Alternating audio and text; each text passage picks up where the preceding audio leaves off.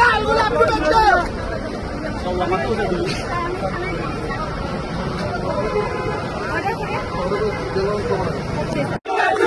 খাদিমপাড়ার পক্ষ থেকে খাদিমপাড়ার পক্ষ থেকে দিদি স্যারকে খাদিমপাড়ার পক্ষ থেকে লাল গোলাপ শুভেচ্ছা। খাদিমপাড়ার পক্ষ থেকে লাল গোলাপ শুভেচ্ছা।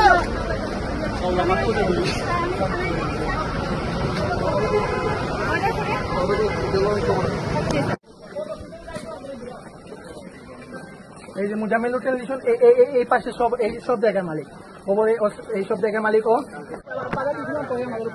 হিরেজ করতেছে, মামলা দিতেছে, এই করতেছে, সেই করতেছে, বিচার বসাইছে এখানে দেখছেন এলাকারই কয়েকজন এখানে মিলে টাকা বেশি না, এই মনে করেন 1-2 লাখ টাকার জন্য এই যে ভূমি নষ্ট করতেছে, পাহাড় কেটে নষ্ট করতেছে, সব কিন্তু ওরা অপরাধ করতেছে স্যার।